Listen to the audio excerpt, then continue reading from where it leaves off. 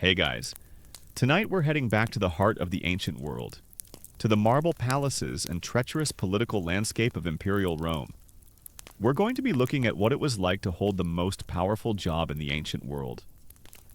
Tonight, we're going to become a Roman emperor. We imagine the life of an emperor as one of ultimate power, of unimaginable luxury, of being a literal god on earth. But tonight, we're going to explore the other side of the purple robe. We're going to discover the horrifying plight of the emperor, a life of crushing responsibility, of absolute isolation, and of a constant, gnawing, and entirely justified paranoia that almost everyone you know is trying to kill you.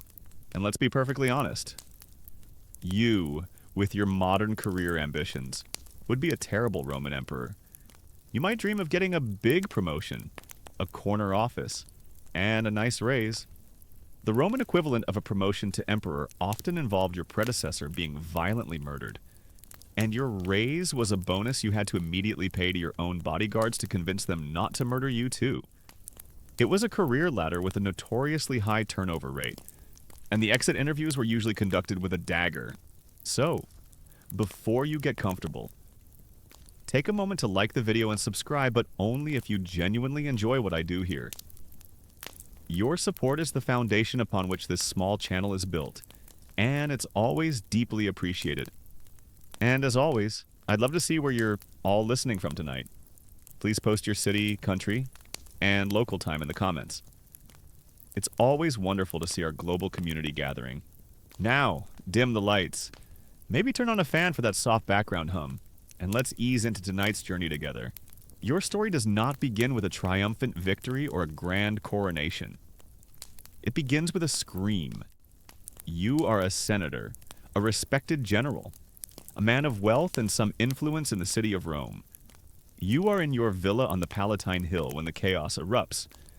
You hear shouting from the direction of the imperial palace, the sounds of running feet, of steel clashing against steel, and then a high, piercing scream, quickly silenced, a rumor, carried on the frantic whispers of fleeing servants. Spreads through the city like a wildfire, the emperor is dead. He has been assassinated. Your first reaction is not ambition. It is pure, cold, animal fear. A power vacuum in Rome is a terrifying, violent, and unpredictable thing. It is a whirlpool that can suck down anyone who stands too close to the center of power. Your immediate instinct is to lock your doors, to gather your family, to make yourself as small and as inconspicuous as possible. The last thing on earth you want is to be noticed, but it is too late. You hear a heavy, rhythmic pounding on your door. It is not the knock of a servant or a friend. It is the sound of a dozen spear butts hammering on your gate. You look out from a high window, and your blood runs cold. In your courtyard are the men you fear most in the world, the Praetorian Guard, the elite, purple-cloaked imperial bodyguards, the very men who, just an hour ago, were paid to protect the emperor, and who have instead murdered him. The gates are forced open, and they storm into your home. You meet them in your great hall, your heart hammering against your ribs, your face a mask of terrified calm. They are led by their prefect, a hard-faced, ambitious man who is now the most powerful man in Rome. He does not greet you. He does not explain. He simply looks you over, his eyes cold and appraising. "The throne is empty," the prefect says, his voice a flat statement of fact. "The men have made a choice. They have chosen you." The words do not sound like an honor. They sound like a death sentence. You stammer. "But I have no ambition for the purple. I am a simple soldier, a servant of the state." He cuts you off. "Your ambition is irrelevant," he says. "You are a respected general. The legions on the frontier know your name. The Senate will accept you. You are the logical choice, and more importantly, you are our choice." And then comes the true nature of the transaction. The men will need to be rewarded for their loyalty. The prefect continues, his voice casual. Their acclamation of a new emperor requires a significant donative, a bonus, 25,000 sesterces per man, to be paid upon your accession. It is a staggering sum, a fortune beyond your wildest dreams. It is an act of blatant, shameless extortion. You are not being offered the throne. You are being forced to buy it from the very men who have just murdered its previous occupant. You know that to refuse is to sign your own immediate death warrant. They will simply move on to the next name on their list. Congratulations on your promotion to Emperor. The position was recently vacated by your predecessor, who was unexpectedly stabbed to death by his own security detail. The good news is you get his office.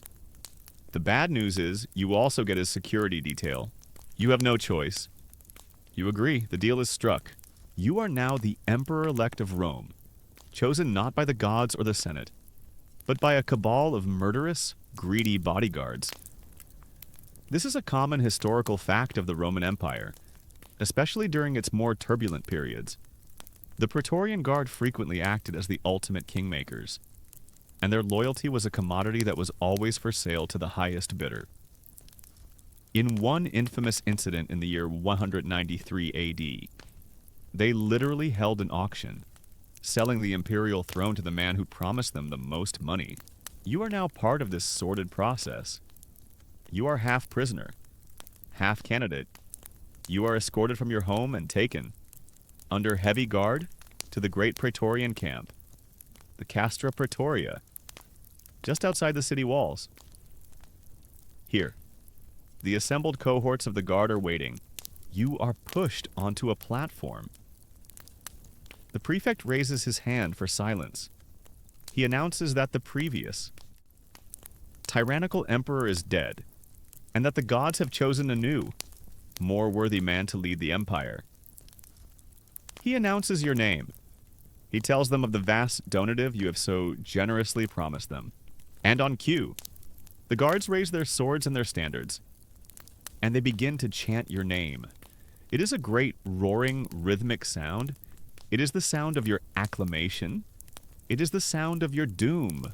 You are draped in a magnificent, heavy, purple robe, the symbol of your new absolute power. You are now the emperor. You are led back to the imperial palace, the very place where your predecessor was murdered just hours ago. The bloodstains are still visible on the marble floor. The palace staff, who this morning would have ignored you, now prostrate themselves on the ground as you pass. They do not look at you. They look at the floor. You walk through the great, silent, echoing halls of your new home. It does not feel like a home. It feels like a tomb. Historians will one day debate the true motives of the Praetorian Guard. Were they simply greedy thugs, as they so often appeared, or did they see themselves as the guardians of the state? Removing emperors they deemed incompetent or dangerous. Their actions a brutal but necessary form of political course correction. You do not care about their motives. You only know that you are now their creature, their puppet. That night, you are left alone in the vast, opulent imperial bedchamber. You stand on the balcony and look out at the sleeping city of Rome. The city is yours, the entire world, from the misty shores of Britain to the hot sands of Syria, is yours. You are, without question, the most powerful man on earth, and you have never felt more terrified or more alone in your entire life. You know that the loyalty of the men who made you emperor is as thin and as fragile as a sheet of glass. You know that the senators are already whispering, plotting. You know that your own family might see you as an obstacle. You look at the shadows in the corners of your great, gilded room, and you see an assassin in every one of them.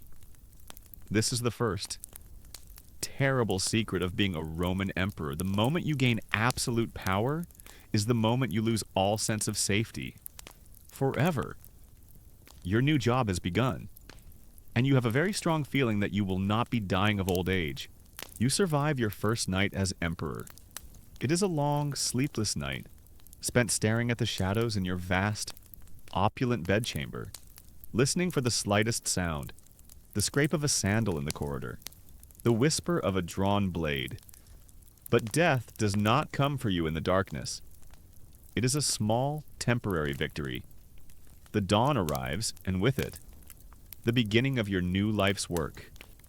And you learn, with a swift and brutal clarity, that the terror of assassination is matched only by the crushing, soul-destroying weight of the purple robe you now wear. You had imagined the life of an emperor to be one of grand decisions and leisurely feast. You quickly discover that it is a life of endless, grinding, and often mind-numbingly tedious labor. Before you have even broken your fast, your imperial secretaries are waiting for you. They are a team of highly educated and efficient freedmen, the heads of the great bureaus that run the empire. And they have brought you your work. It is a mountain of it. You are led to your study, the tablinum, and you are presented with the dispatches that have arrived overnight from every corner of the known world.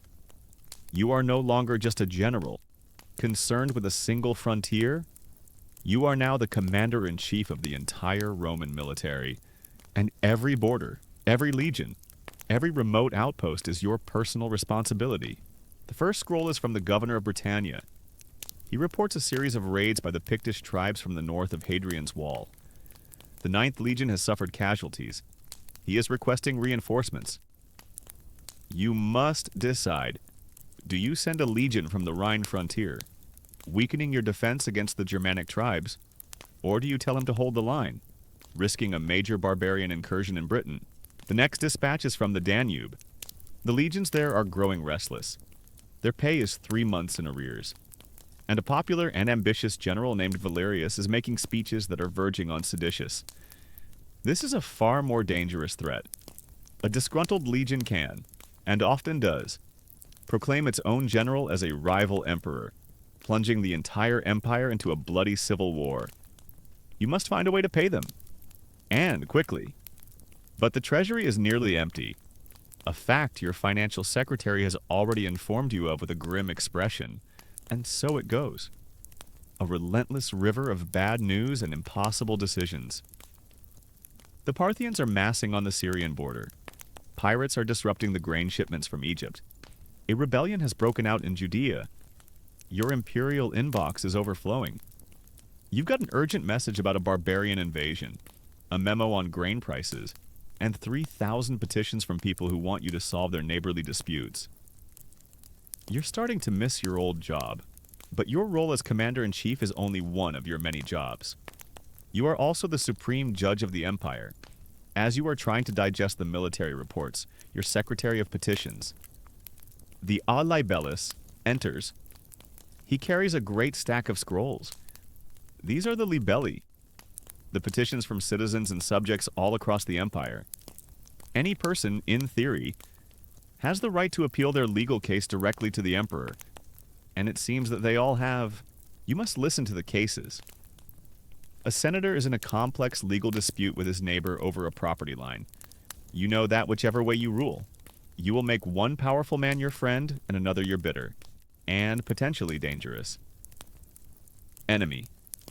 A woman from Gaul has traveled for months to plead for the life of her son, who has been condemned to the beasts in the arena. Do you show mercy and risk appearing weak? Or do you uphold the law and seem a tyrant? Then there is the administrative work. The Secretary of the Treasury, the rationibus, presents you with the imperial accounts. The tax revenues from Asia Minor are down. The cost of the military is spiraling. The city of Rome needs a new aqueduct, a project that will cost a fortune. You are the CEO of the world's largest and most complex corporation, and it is teetering on the brink of bankruptcy. You are also the Pontifex Maximus, the high priest of the Roman state religion. You must maintain the Pax Deorum, the peace with the gods.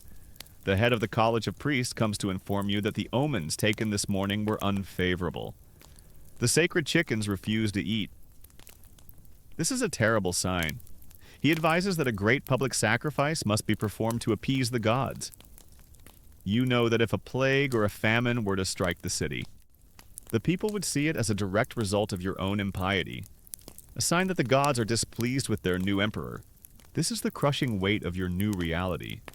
You are the single, central pillar upon which the entire world rests. Every problem, from a barbarian raid on a distant frontier to a collapsing sewer in the city of Rome, is now your personal responsibility to solve. Historians will one day debate the true nature of your power. Were you an autocrat, able to shape the destiny of the empire with your every whim? Or were you simply a prisoner of the great, creaking and impossibly complex bureaucratic machine you had inherited? This academic debate centers on whether the emperor was the driver of the imperial chariot, or just a man desperately trying to hold onto the reins as it hurtled towards a cliff. As you sit there, buried under a mountain of terrifying reports, you feel very much like the latter, and you are surrounded by liars. You look for advice from the senators and courtiers who now flock to your side, but their counsel is worthless. They are sycophants. Their every word a carefully calculated piece of flattery designed to win your favor. They all agree that every idea you have is brilliant. This is either because you are a genius, or because they are all terrified of being executed. It's probably the second one. To show dissent, to offer a contrary opinion, is a dangerous act. And so you are surrounded by people, but you are utterly, intellectually alone, forced to make decisions that will affect the lives of millions with no one to offer you a truly honest opinion. The day ends. Late into the night, you have been in meetings, you have been reading reports, you have been dictating letters for 18 straight hours. You are more exhausted than you have ever been after the hardest military campaign. You finally retire to your private chambers. You have just begun to understand the true nature of your promotion. The purple robe is not a cloak of power, it is a shroud of endless, crushing responsibility. You are not the master of the world. You are its chief servant, its ultimate slave, bound by a billion different threads of duty and obligation. You have been given the most powerful job in the world, and you are beginning to suspect that it is also the worst. You have survived your first brutal day as the ruler of the known world. The crushing weight of the empire's problems, the restless legions, the empty treasury, the endless legal disputes has settled upon your shoulders. You fall into your magnificent imperial bed, a bed of carved ivory and stuffed with the softest goose down. And for a few brief moments, you sleep a sleep of pure, bottomless exhaustion, but your rest is short. You are woken before dawn, not by a horn, but by the quiet, deferential voice of your new chief chamberlain, your cubicularius. He is a tall, unnervingly silent freedman who now orchestrates your entire existence.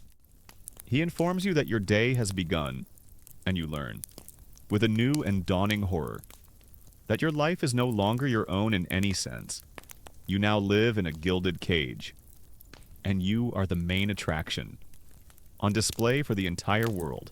From the moment you wake until the moment you collapse back into your bed, your new home, the great palace complex on the Palatine Hill, is not a home. It is the central headquarters of the Roman government. A city within a city, teeming with thousands of people.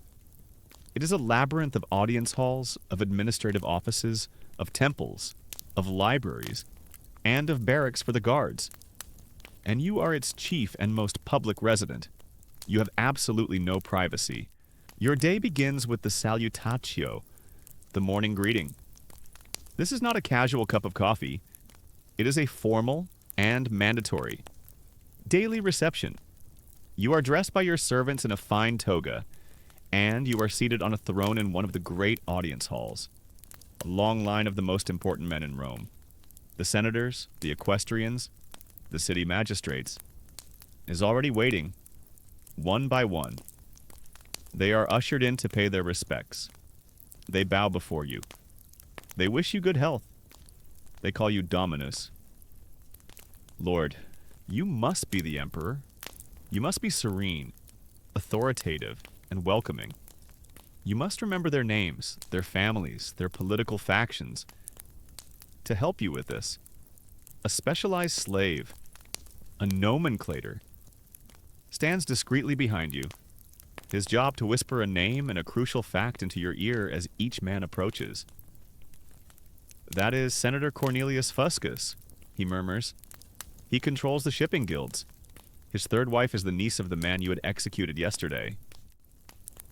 You must then smile at Senator Fuscus, greet him by name, and act as if you are delighted to see him, all while knowing he probably hates you. Your social life is very busy.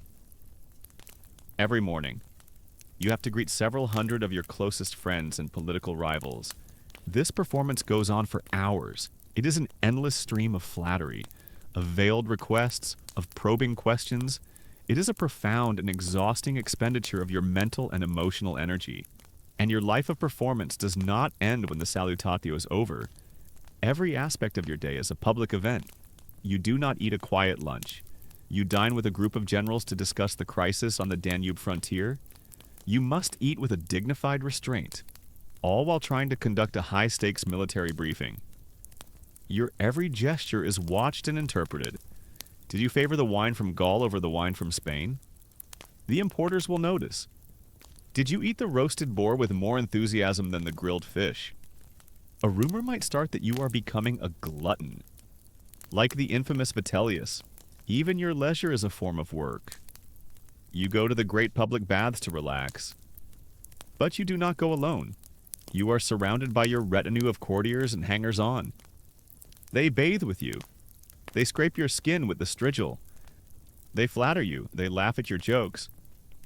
Even the ones that are not funny. You cannot have a single private, unguarded thought. Your family, which was once your private refuge, is now a part of the public spectacle. Your wife is now the Augusta, the Empress, her hairstyle, her choice of jewelry. The way she smiles, it is all scrutinized for political meaning. Your private conversations with her are a source of intense speculation for the entire court. You know that the servants who attend her, the very women she confides in, are likely reporting every word she says back to your political rivals. You sit with her in your private garden, a place of supposed peace, but you cannot speak freely. The walls, literally have ears. You are surrounded at all times by an army of servants, of slaves and freedmen, who cater to your every need. They dress you.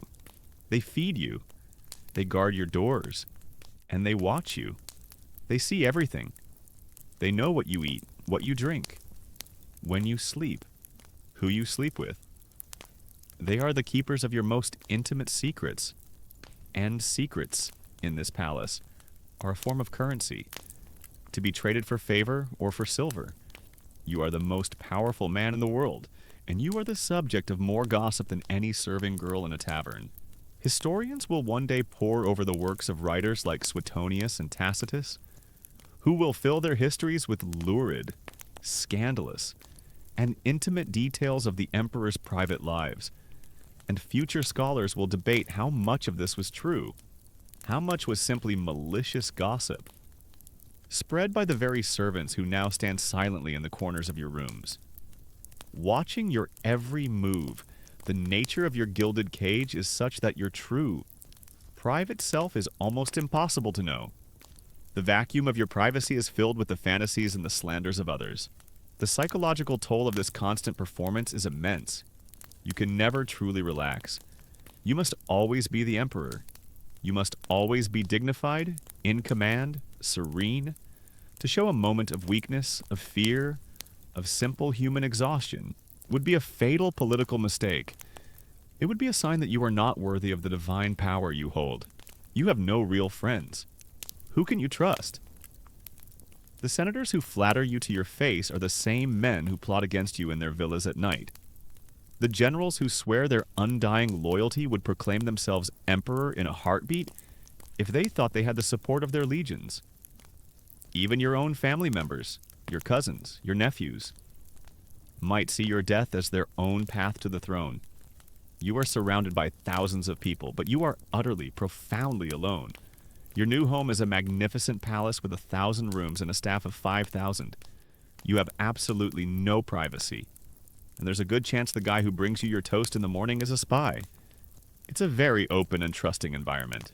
At the end of another long, exhausting day of meetings, of judgments, of public appearances, you finally return to your bedchamber. The grate. Carved doors are closed. The Praetorian guards take up their positions outside.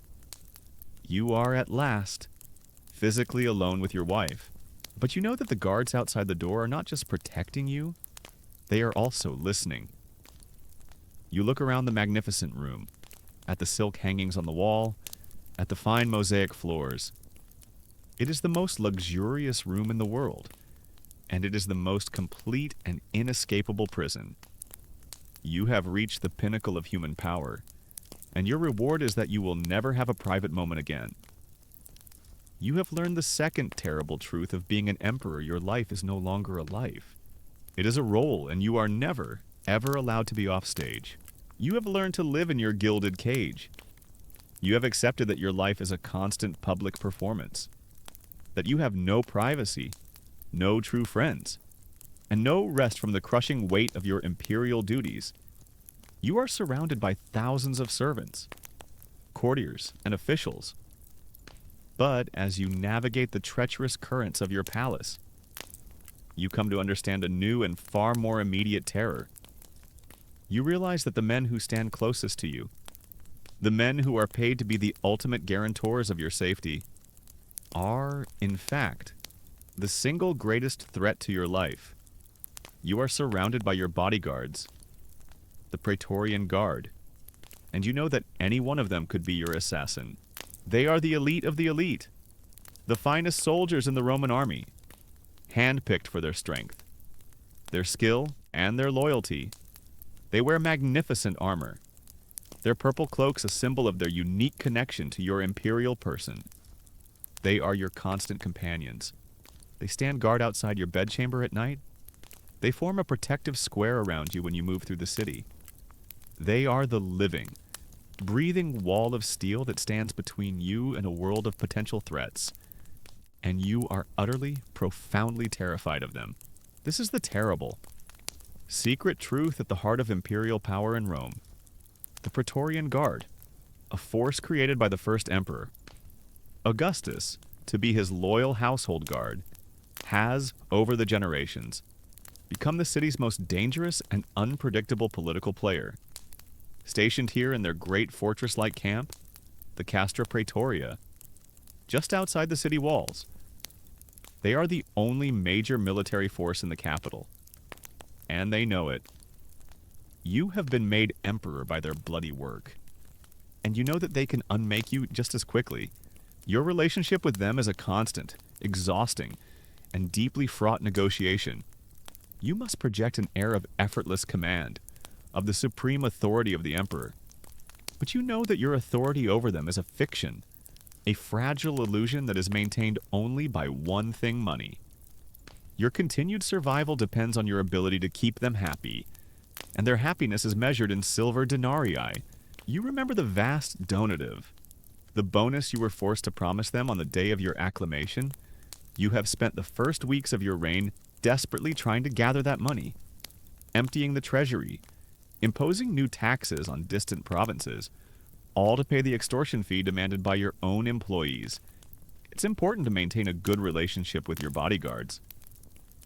A great team-building exercise is to not do anything that might make them decide to murder you and install your cousin as the new emperor. And you know that this first payment is only a down payment. Their loyalty is a subscription service. And the payments are always due. You're most important and most dangerous. Relationship is with their leader, the Praetorian prefect. He is, in theory, your subordinate, your chief of staff. In reality, he is the second most powerful man in Rome. He is your head of security, the master of your spies, and the man who holds the leash of the 9,000-man wolf pack that is the Praetorian Guard. You must rely on his counsel. You must trust him with the most intimate details of your security. But you know that men who have held his position, men like the infamous Sejanus under the Emperor Tiberius, have used that power to plot against the very emperors they served. Every conversation with your prefect is a careful, delicate dance, You must show him respect and favor, but not so much that he grows too powerful. You must listen to his advice, but always be wary of his hidden motives. You are in a constant, quiet, and deadly chess match with the most powerful piece on the board. The paranoia this creates is a constant, grinding acid in your gut. You walk down a marble corridor in your own palace, flanked by your Praetorian escort. Their hobnailed sandals clap on the floor in a steady, reassuring rhythm. They are the image of perfect, disciplined loyalty. But your mind is racing. You watch their hands, you watch their eyes. You are constantly assessing, constantly vigilant. One of them, a tall, bearded German, makes a sudden move. Perhaps he stumbles on an uneven flagstone. Perhaps his helmet shifts, and he reaches up to adjust it. But in that half second, your blood runs cold. Your body tenses. Your own hand instinctively moves to the small, hidden dagger, the Pugio, that you now wear at all times beneath your toga. This is it. You think. This is the moment. The guard recovers his footing. He gives you an apologetic, nervous glance. The moment passes, but it leaves you trembling with the aftershock of adrenaline. You have just experienced the reality of your existence. You live in a state of permanent, hyper-vigilant terror, expecting a violent attack at any moment. From the very men who are being paid a fortune to protect you. You're walking to the Senate, surrounded by your loyal Praetorian guard. You feel completely safe and protected, except for the nagging feeling that the Praetorian Guard has killed 7 of the last 10 emperors. Other than that, you're perfectly relaxed. Historians will one day debate the great flaw in the imperial system that allowed this state of affairs to persist for centuries. Why did the emperors tolerate the existence of this state within a state? This permanent, institutionalized threat at the very heart of their power. The answer is as simple as it is terrible. They had no choice. The Guard was a necessary evil. They were the only force capable of maintaining order in the volatile, million-person city of Rome. They were your shield against the mob, against the resentful Senate, to discipline them, or to try and disband them, as some of your predecessors had attempted. Was an act of suicide? You are trapped. You cannot live with them, and you cannot live without them.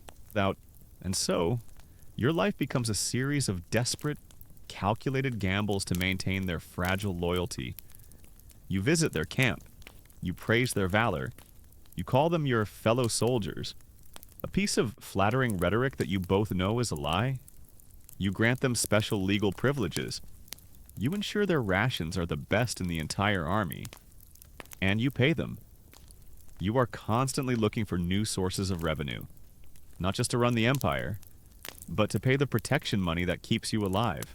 You see them in the palace corridors, whispering to each other. Are they talking about their pay? About a woman? Or are they talking about you? Are they complaining that the last donative was not large enough? Are they discussing a new candidate for the throne? A man who might be willing to pay them more. Your own cousin, perhaps, or that popular general on the frontier. You look at their hard, disciplined faces, and you know that you are not their emperor in the way you are the emperor of the rest of the world. To the empire. You are a semi-divine figure, the source of all law and all power. To them, you are their current employer, and they have a very aggressive policy when it comes to negotiating for a raise.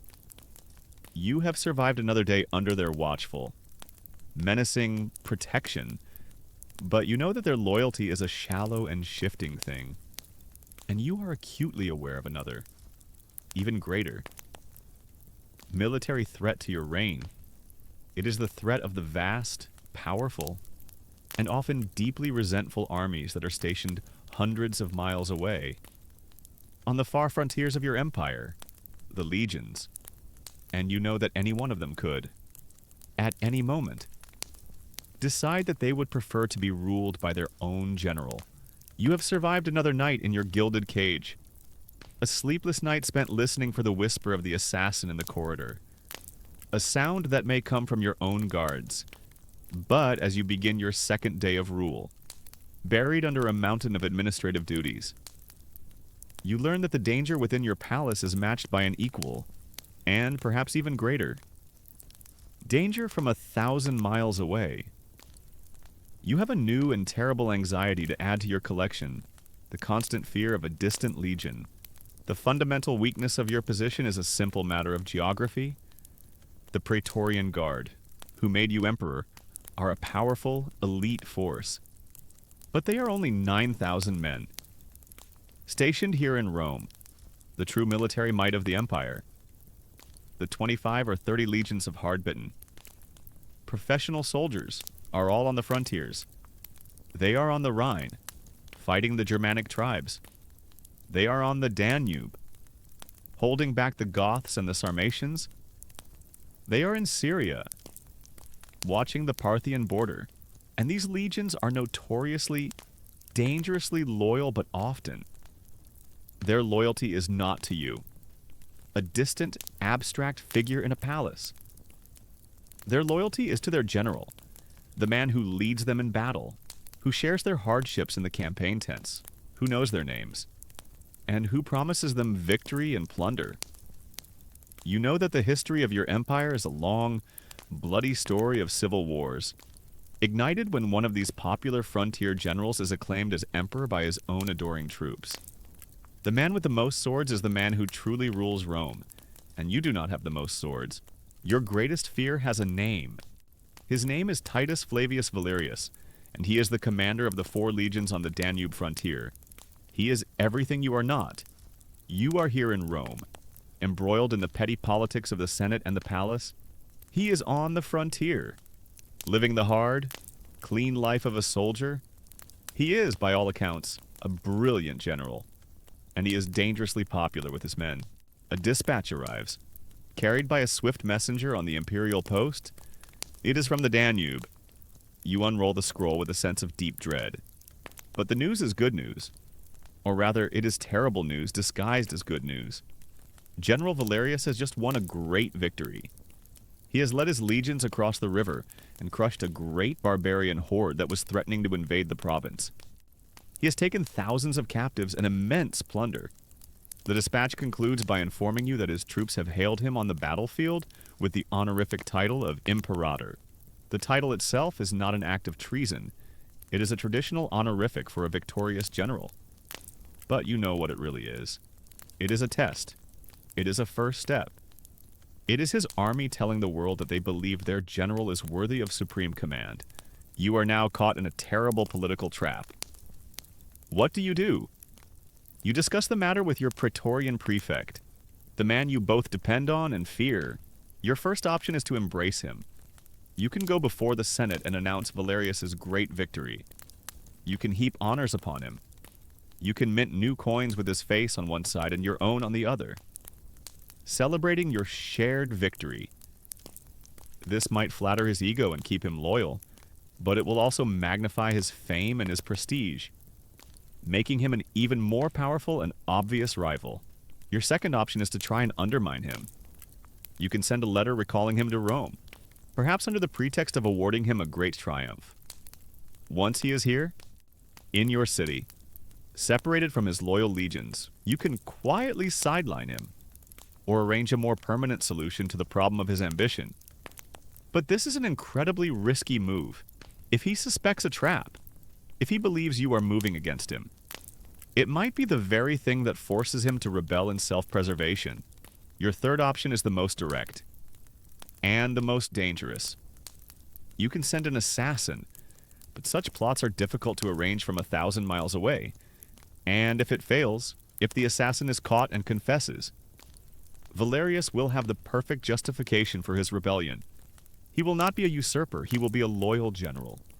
Forced to march on Rome to depose a tyrant who tried to murder him, your top-performing general on the frontier has just won another major victory. He's a real star. You're considering giving him a bonus, or possibly having him quietly poisoned. It's a tough management decision. You decide to play for time.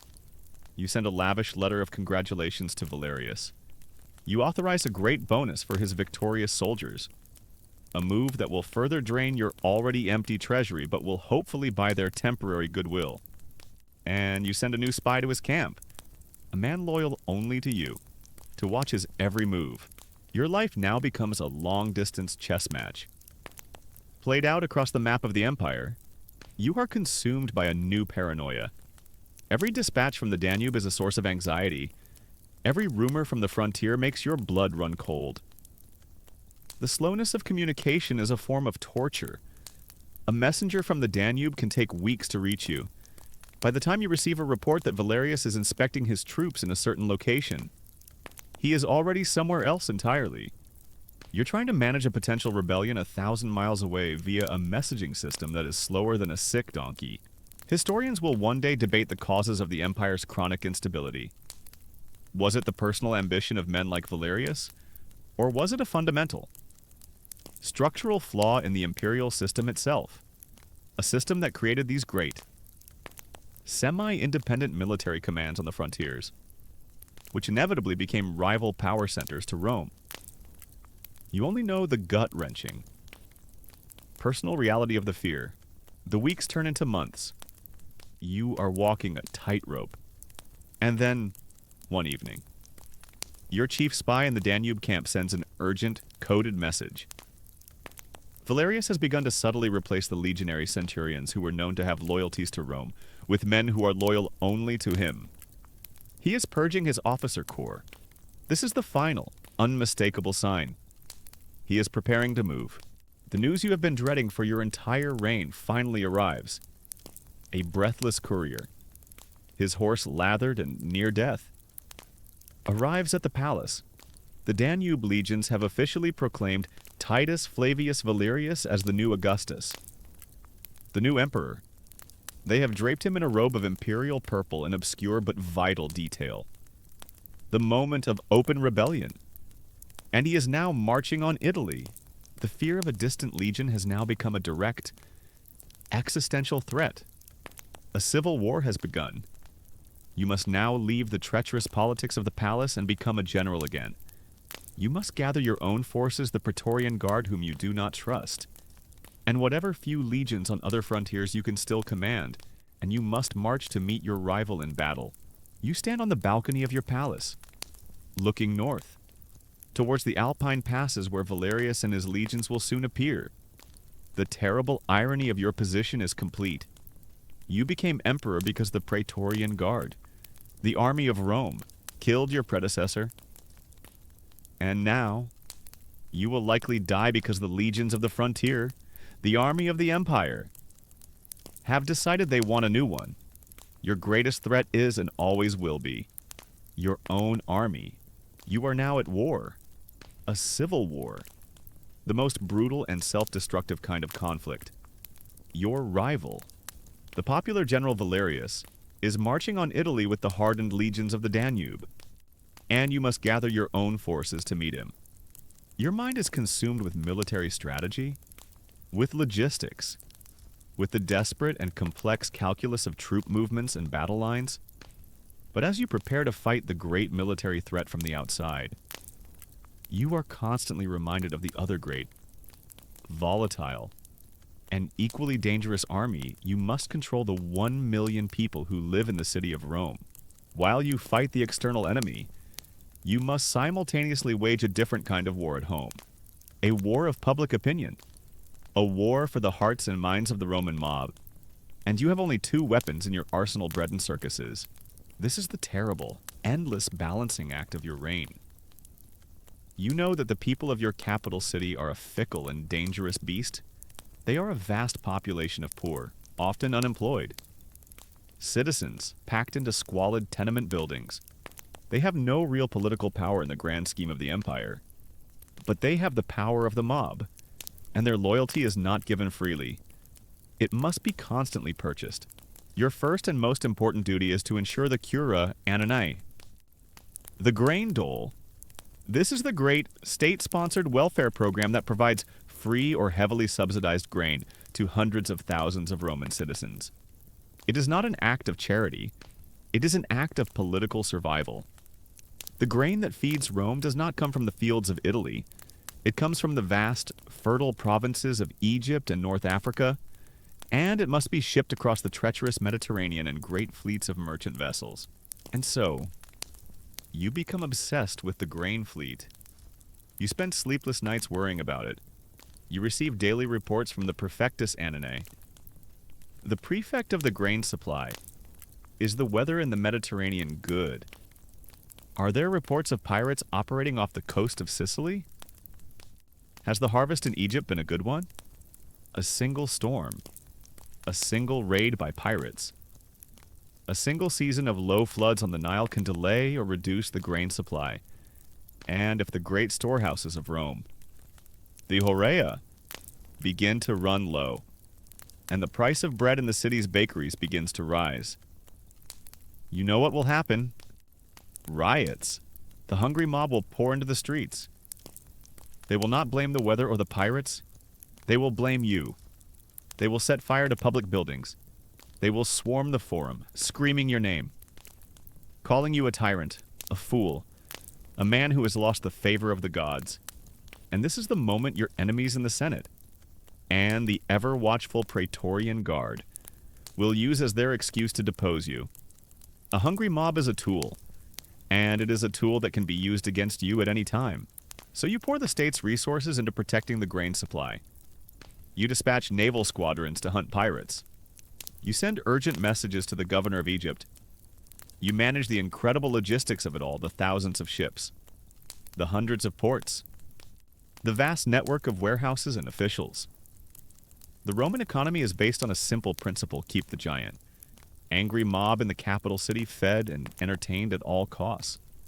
Even if it bankrupts the entire empire, it's a very sustainable long-term plan. But bread is not enough. The people must also be entertained. They demand their circuses. They demand the great, spectacular, and bloody games in the Colosseum, and the thrilling, high-speed chariot races in the even larger Circus Maximus. And so you must also become an impresario, a showman. The games are a constant, massive drain on your already depleted treasury. You must pay for the gladiators, for the upkeep of their schools.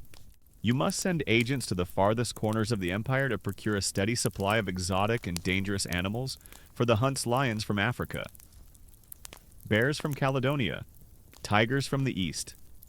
You must pay for the charioteers, who are the great superstars of the age, their fame and popularity rivaling your own. And your presence at these games is not optional. You are expected to be there.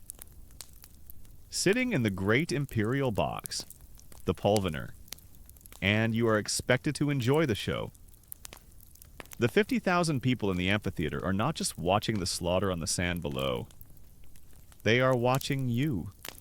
You must smile. You must wave. You must appear to be as captivated by the spectacle as they are.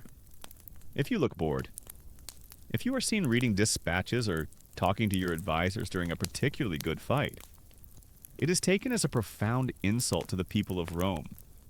You have to sit there, for hours on end, surrounded by the deafening roar of the crowd, the smell of blood and dust, and you must pretend that you are having a wonderful time, all while your mind is consumed with the thought of the civil war that is about to tear your empire apart.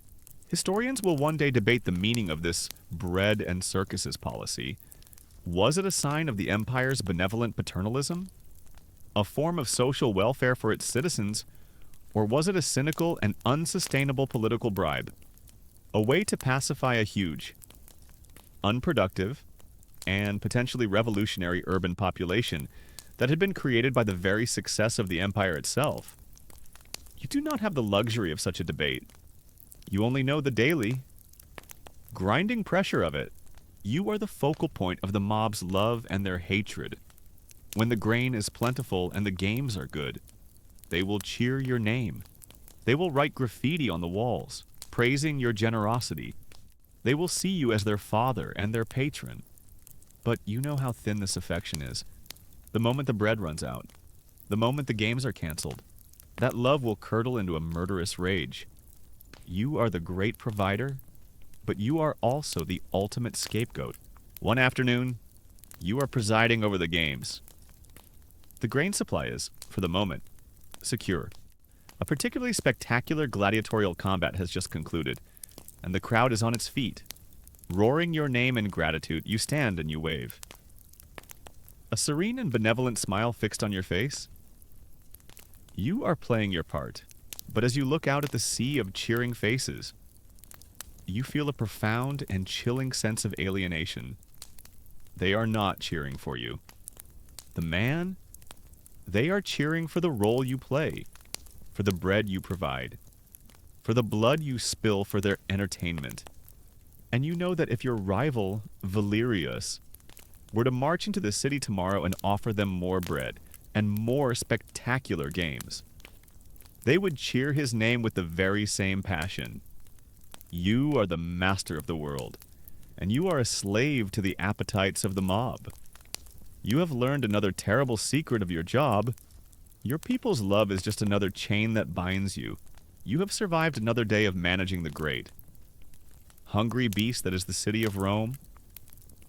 The grain stores are, for the moment, full. The mob in the Colosseum has been entertained with a sufficient quantity of blood. Their love for you, which is really just a form of appeasement, is secure for another day. You are the master of their world, the great provider, the father of the city. But your role, you are beginning to understand, is far stranger and more demanding than that of a simple, secular king. You are not just expected to be a ruler, you are expected to be a god. This is the lonely, terrifying, and often absurd burden of the purple robe. In the eastern provinces of your empire, in lands like Syria and Egypt with their long traditions of divine kingship, they are already building temples in your name. They are setting up statues of you and offering you sacrifices. You are the new Zeus, the new Jupiter, even here in Rome, while the Senate will not officially declare you a god until after you are safely dead. You are treated as a semi-divine being. Your genius, your personal guiding spirit, is an object of public worship. You are the Pontifex Maximus, the high priest of the state. You are the link between the mortal world and the world of the gods. And so, your entire life must become a performance of this divinity. You are no longer allowed to be a simple man. You must be the living embodiment of Roman virtue, of Roman power, of Roman majesty.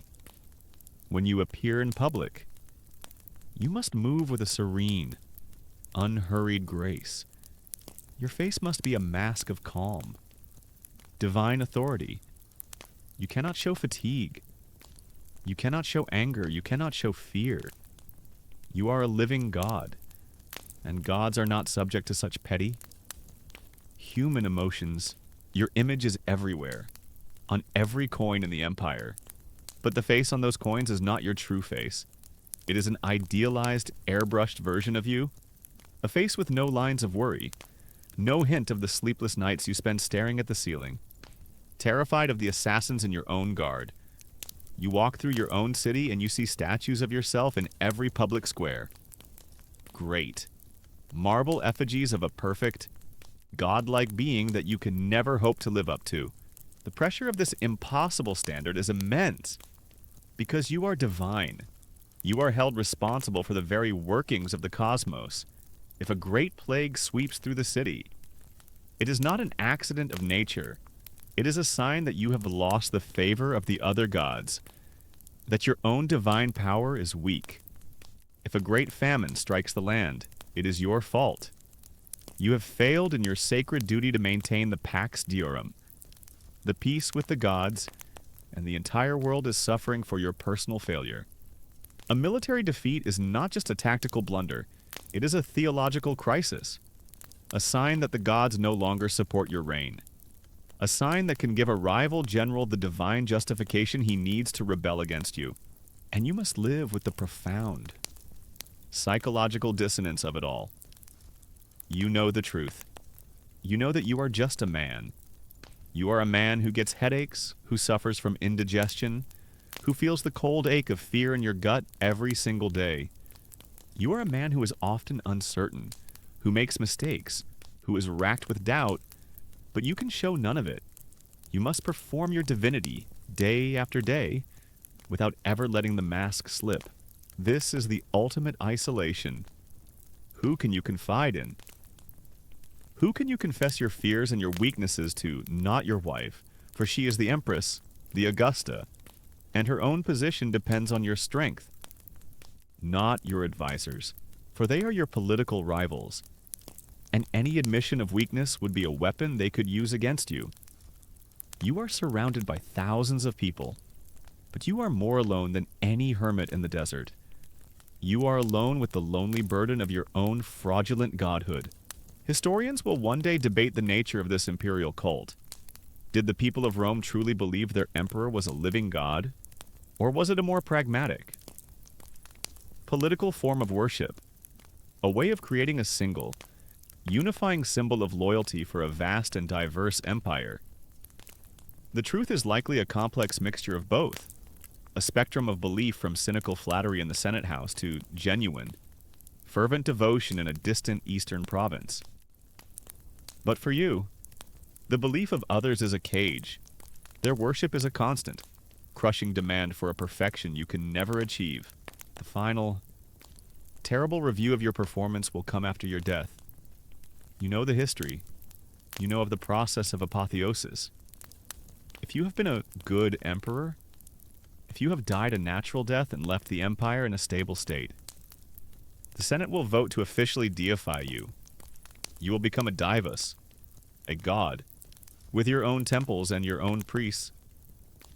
But if you have been a bad emperor, if you have been a tyrant, or if you are overthrown and murdered, you will suffer the opposite fate, damnatio memoriae, the damnation of memory. The Senate will vote to erase your name from all public records, to tear down your statues, to melt down your coins. It will be as if you never existed. Your entire life is a long, stressful audition for a place in the Roman pantheon. One day, you must perform your most important duty as Pontifex Maximus. You must preside over the great sacrifice to Jupiter, Optimus Maximus, the king of the gods, for the well-being of the state. You are dressed in the magnificent, ancient robes of the high priest. You stand before the great temple on the Capitoline Hill. A huge crowd has gathered in the forum below, their faces turned up to you. You go through the ancient, solemn motions of the ritual. You say the prayers, your voice calm and steady. You sprinkle the sacred, salted flour on the head of a great, white bull that is to be the sacrifice. You play the part of the god-priest perfectly. The crowd is in a state of reverent awe. But as you stand there, the link between heaven and earth, a living God in the eyes of your people, your mind is not on the heavens. It is on a much more mundane and much more immediate threat. You are thinking about the cup of wine you will be offered at the feast that will follow this ceremony. You are thinking about the roasted meat that will be placed on your plate, and you are wondering, with a cold, familiar dread, if this is the day that one of your loyal subjects will finally succeed in poisoning you. You stand before the people of Rome, a living god, the high priest of the greatest empire on earth. You have performed the sacred rites. You have played your part in the great public theater of Roman religion. Now, you must return to the palace for the feast that follows the sacrifice, and you must face the most intimate and agonizing of all your daily terrors. You must face the paranoia of the poisoned cup. The imperial dining room, the triclinium, is a place of breathtaking luxury. You lie on a couch of carved ivory, inlaid with tortoiseshell. The walls are covered in beautiful frescoes of mythological scenes. The air is filled with the soft music of a lyre and the scent of expensive perfumes. Before you is a feast that would bankrupt a lesser king.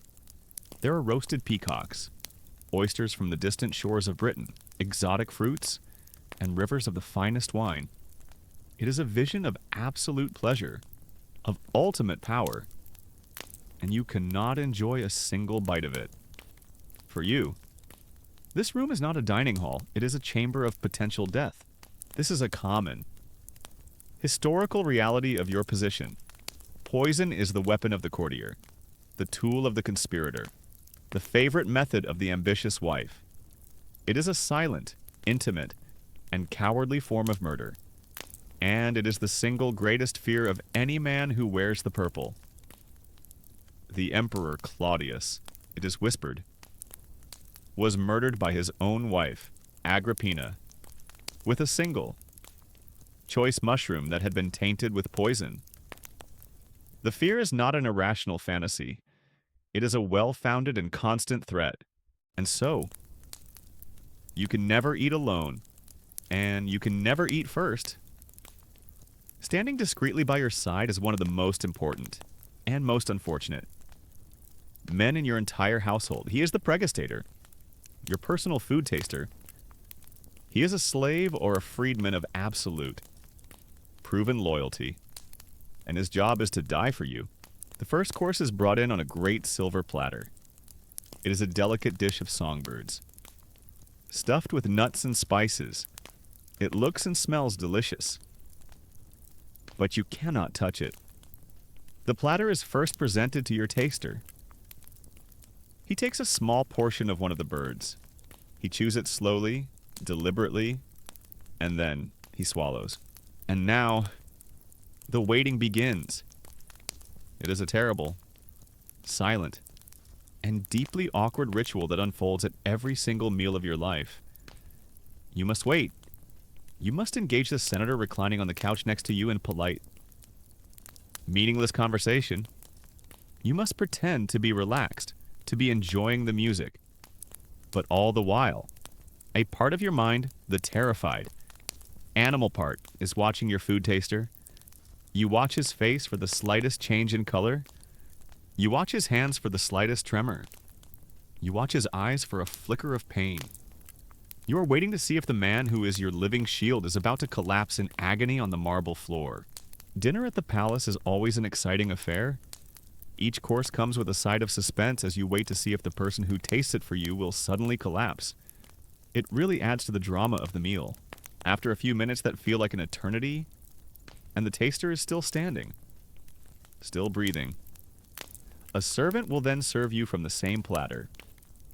Only now can you eat. You take a bite of the songbird. It is exquisite, but the taste is forever mingled with the metallic tang of your own fear. The wine is brought in a magnificent, sealed amphora. A servant breaks the seal in your presence. He pours a small amount into a goblet. The goblet is not handed to you. It is handed to your taster. He swirls the wine. He sniffs its bouquet, and then he drinks. And again, you wait. You are at a banquet, and a senator offers you a particularly delicious-looking fig from his own plate as a sign of friendship. Your response is to smile, thank him, and then subtly slide it over to your taster. It's important to have boundaries. This is your life. You are the master of the world, and you cannot even trust the food you eat. Every meal is a reminder of your own vulnerability. It is a performance of power undercut by a ritual of profound paranoia. And you know that even the taster is not a foolproof defense. The poisoners of your age are sophisticated. They have their own obscure arts. They have poisons that are slow-acting, that mimic the symptoms of a natural disease. They have poisons that are tasteless and colorless. They know how to apply a poison to a single piece of fruit on a platter, a single section of a loaf of bread. The taster might eat his portion and be fine, while your own is the one that carries the fatal dose. This agonizing paranoia erodes your life. It shrinks your world. You become suspicious of everyone.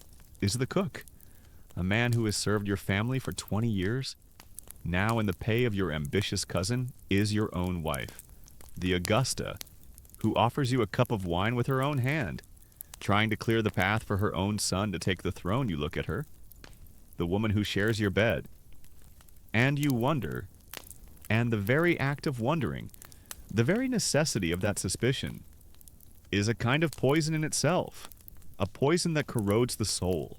Historians will one day debate the prevalence of assassination by poison. They will read the lurid accounts of writers like Suetonius, who seemed to see a poisoner behind every potted plant in the palace. They will question if the reality was quite so dramatic, or if many of the sudden illnesses of emperors were simply the natural deaths of middle-aged men in a world without modern medicine. But for you, the historical reality is less important than the psychological one. The fear of poison is what shapes your world. It is the unseen guest at every one of your banquets. The long multi-course meal finally comes to an end.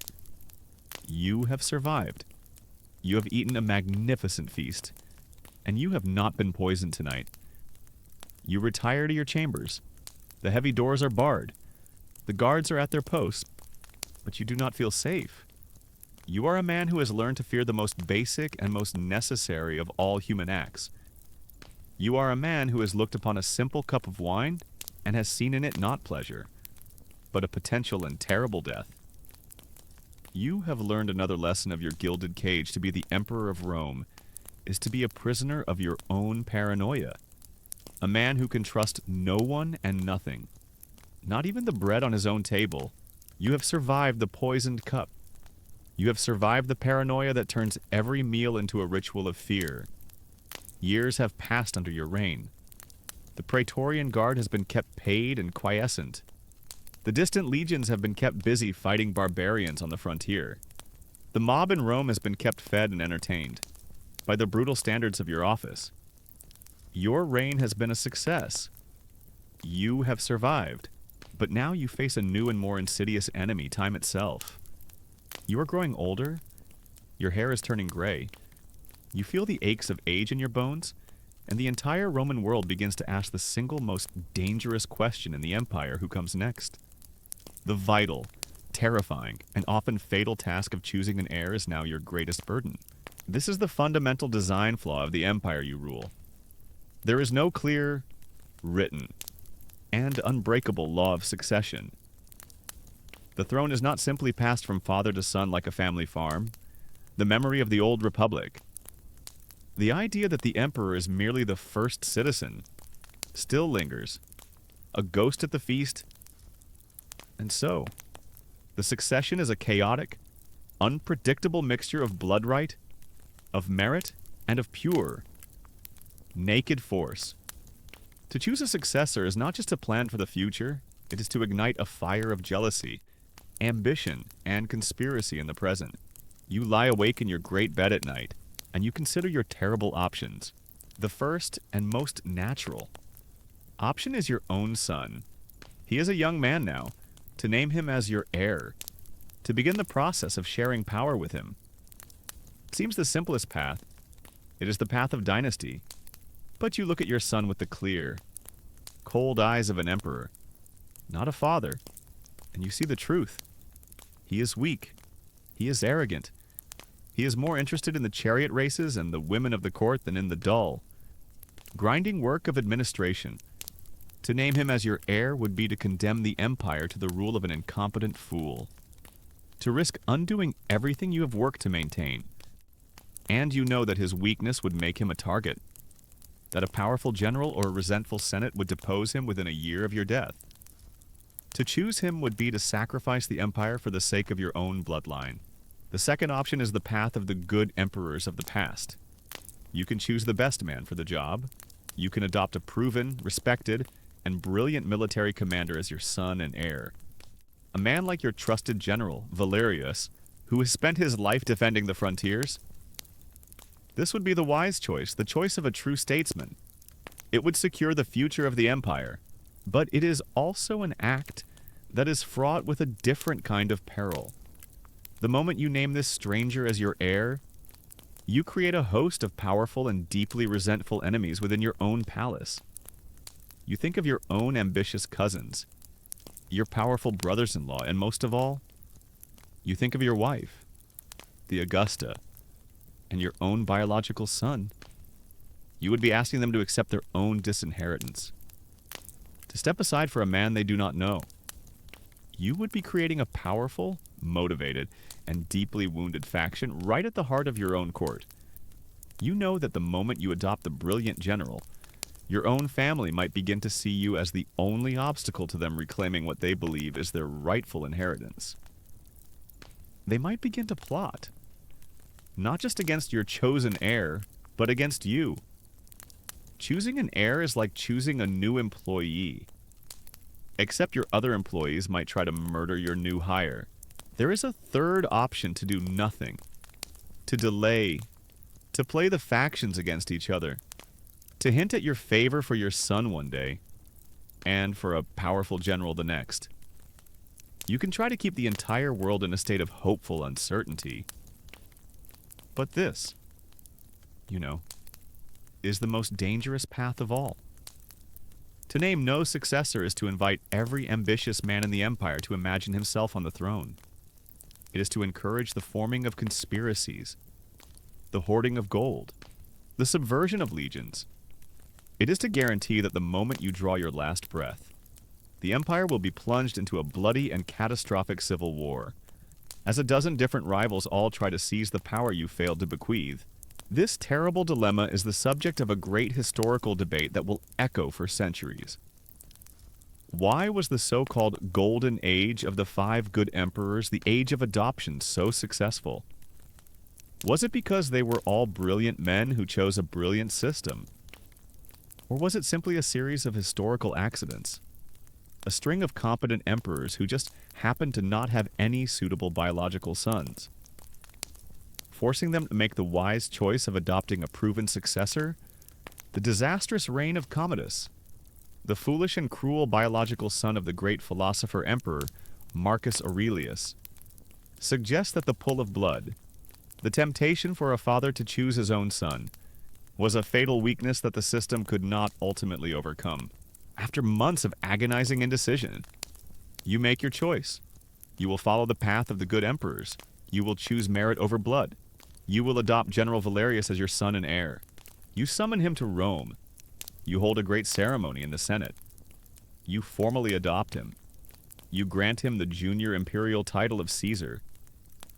This is an obscure but vital part of the imperial system. He is now your official heir, your partner in power. The Senate applauds. The army is pleased. You have, in theory, secured a peaceful succession and the future of the empire. You've just named your heir Caesar.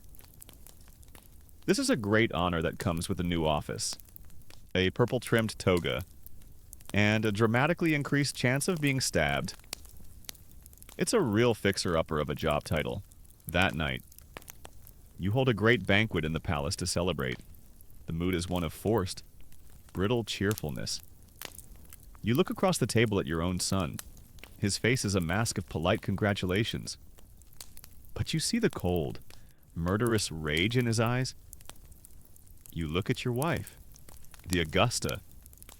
She smiles and raises her cup to your new, adopted heir, but her smile does not reach her eyes. You look at your cousins and your nephews, and you see them, all of them, looking at your chosen successor, not as the future of Rome, but as an obstacle, a problem to be removed. You have not solved the problem of succession.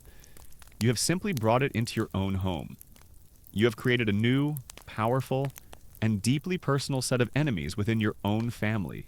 You lie in your bed that night, and you are gripped by a new and terrible paranoia. Before, you feared the faceless assassins of the Praetorian Guard, the distant legions of a rival general, but now, you must fear your own blood. You must watch your own son. You must be wary of the wine your own wife offers you. You realize that the final, terrible misery of your job is that it forces you to make choices that are both wise for the empire and potentially fatal for yourself. You have tried to secure a peaceful end to your reign, but in doing so, you have made a violent end for yourself. And for the heir you have just chosen, all the more likely. The whispers in the palace corridors are now louder than ever before, and they are all about you. The trap is set. By choosing your successor, by trying to bring order to the future, you have sown chaos in the present, your palace. Once a place of order, if anxious, routine, is now a nest of whispers, of secret meetings, of sidelong glances. You have created your own enemies within your own house. Your adopted son, the General Valerius, your designated heir, is a man of honor. But he is a soldier, not a courtier. He is blunt and impatient with the serpentine politics of the Senate. And your biological son, the one you passed over, is a charismatic and resentful young man who is now the perfect rallying point for every disgruntled senator and ambitious courtier in the city. You are old. You are tired. You see the plots forming around you like thunderclouds on the horizon. Your spies bring you fragmented reports, whispers of conspiracies. You feel like a man in a dark room who knows there are snakes on the floor, but does not know where they are or when they will strike. The end comes on a perfectly ordinary day. It is a day like any other, filled with the crushing weight of your imperial duties. You preside over the morning salutatio. You sit for hours in your study, reading petitions and dictating letters. You have lunch with the urban prefect to discuss a shortage of building materials. It's all so routine, so normal. That for a few hours. You almost forget that you are a man living on borrowed time. In the afternoon, you decide to walk through a private, covered portico that connects your personal chambers to the palace library. You are accompanied by a handful of your Praetorian Guard. These are the men of your personal watch. Men you have known for years. You feel a semblance of safety with them. It is a fatal mistake. As you walk through the long marble corridor, one of the guards, a man named Cassius, suddenly stumbles and falls in front of you, blocking your path. It is a prearranged signal. As you stop, the other guards who are with you, the men who are supposed to be your shield, step aside, and from the shadows between the great marble columns, the other conspirators emerge. You see their faces.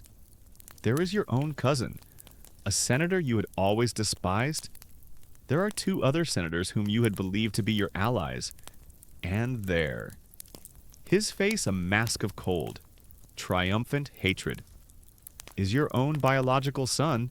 You have a moment of pure, cold, and absolute clarity. The web of conspiracy has finally been drawn tight. The Praetorians have been bought. Your own family has betrayed you. You reach for the small dagger hidden in the folds of your toga. Your last, desperate instinct, that of a soldier. But you are an old man, and they are many. The first blow comes from behind, a sword thrust from one of your own guards that goes deep into your back. The pain is a shocking, fiery explosion. You cry out and stumble forward, and then they are all upon you, a frenzied pack of wolves. You see your son, his face contorted with a terrible, eager rage. As he raises his own dagger, the world dissolves into a red, chaotic blur of pain and betrayal. The last thing you see is the face of your own child as he strikes the final. Fatal blow. You collapse onto the cold marble floor of your own palace. And then there is only darkness. This is the terrible secret, the ultimate and most brutal truth of what it meant to be a Roman emperor. It is not an outlier. It is the norm. Your violent end is a statistical probability. Of the dozens of emperors who will rule Rome during the great crisis of the 3rd century, almost all of them will die just as you have murdered by their own soldiers, assassinated by their own court, or killed in a civil war against a usurper. A peaceful death in old age is the rarest of all imperial luxuries. In the immediate aftermath of your death, the palace is in chaos. The conspirators, their robes stained with your blood, rush to the Senate to proclaim your death an act of liberation from a tyrant. Your chosen heir, the General Valerius, is either assassinated in his own chambers or is forced to flee the city.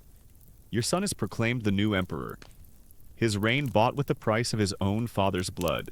Your body is left on the floor of the portico for hours, a pathetic, cooling lump of meat. The servants, too terrified to touch it. Eventually, A few of your most loyal freedmen will be given permission to retrieve it. There will be no grand public funeral for you. There will be no deification. Instead, the new emperor, your son, will ask the Senate to declare a damnatio memoriae against you.